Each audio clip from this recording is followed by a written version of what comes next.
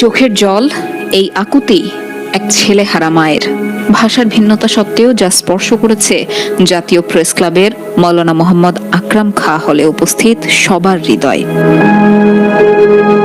19 September পার্বত্য অঞ্চলে বসবাসকারী বাঙালি এবং পাহাড়িদের মধ্যে সংঘর্ষে খাগড়াছড়ি জেলা পরিষদের সামনে মৃত্যু হয় রুবেল ত্রিপুরা ও জুনান চাকমা নামে 2 তরুণের।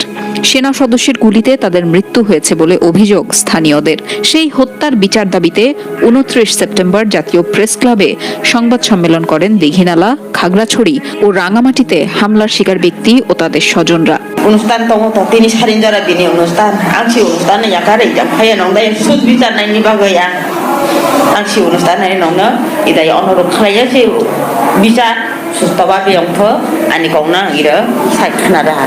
আমার ছেলে কি অন্যায় করেছে সেনাবাহিনী যাবে যে গুলি করছে, গুলি করার পর বেঁচে আছে। একটু ওদের বাইরে যে তার বন্ধু বান্ধব আছে ওদেরকে বলছে একটু আমাকে নিয়ে যাও। সেনাবাহিনীরা তখন আমার ছেলেকে ধরে বন্দুক দিয়ে মেরে ফেলেছে ওর সামনে। কি দোষ করছিল আমার ছেলে।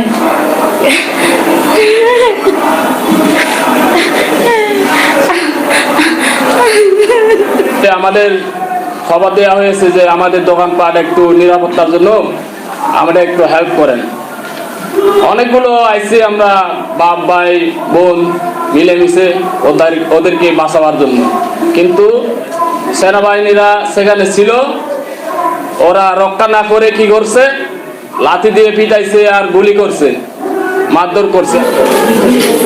সেপ্টেম্বরের মাঝামাঝিতে পার্বত্য চট্টগ্রামে উত্তেজনার তদন্তে এরই মধ্যে 7 সদস্যের কমিটি গঠন করেছে সরকার। তবে তাতে আস্থা নেই জানিয়ে সরকারের কাছে 5 দাবি পেশ করেছেন হামলার শিকার ব্যক্তি ও তাদের স্বজনরা। নিম্নোক্ত দাবিসমূহ পেশ করছি। জাতিসংঘের তত্ত্বাবধানে ও অংশগ্রহণে একটি শক্তিশালী তদন্ত কমিটি গঠন করে খাগড়াছড়ির দীঘিনালা, স্বনির্ভর এলাকায় এবং রাঙ্গামাটিতে পাহাড়িদের উপর সাম্প্রদায়িক সহিংসতার হামলার তদন্ত করে দোষীদের দৃষ্টান্তমূলক শাস্তি দিতে হবে।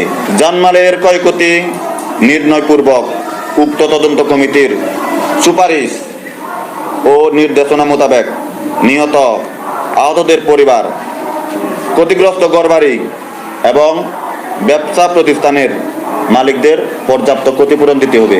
অতি দ্রুত বিভিন্ন হাসপাতালে চিকিৎসারত আহতদের সুচিকিৎসা প্রদানের ব্যবস্থা করতে হবে। হাসিনা সরকারের সাম্প্রদায়িক সহিংসতার সঙ্গে জড়িত সামরিক বেসামরিক কর্মকর্তাদের বরখাস্ত এবং প্রচলিত ও সেনা আইনে বিচার করতে হবে। পার্বত্য চট্টগ্রামে শান্তি ও স্থিতিশীলতা আনয়নের লক্ষ্যে রাজনৈতিক উদ্যোগ গ্রহণ করতে হবে এবং সেনা শাসন ও সেতালারদের প্রত্যাহার করতে হবে। সংবাদ সম্মেলনে অংশ নিয়ে সব অভিযোগের সুস্পষ্ট তদন্ত এবং সুষ্ঠু বিচার নিশ্চিতের দাবি জানান বিশিষ্টজনরা। আমরা পরিষ্কারভাবে বলতে চাই, অন্তর্বর্তীকালীন সরকারকে এই ঘটনার সুষ্ঠু তদন্ত করতে হবে এবং যারা দায়ী ওনার অভিযোগ তুলেছেন এটা তদন্ত করতে হবে। তিনি যিনিই হোক, সেনাবাহিনীর কর্মকর্তা হোক, প্রশাসনিক কর্মকর্তা হোক, তার বিচার করতে হবে। বাঙালিরা যারা থাকে তাদের বিচার করতে হবে। যেহেতু ইউএন হিউম্যান রাইটস কমিশনের ম্যান্ডেটই আছে যে তারা এই ধরনের ঘটনাগুলোতে কেউ যদি দাবি নাও করেন নিজেদের উদ্যোগে আসলে ওনারা এসে তদন্ত করার এখতিয়ার রাখেন।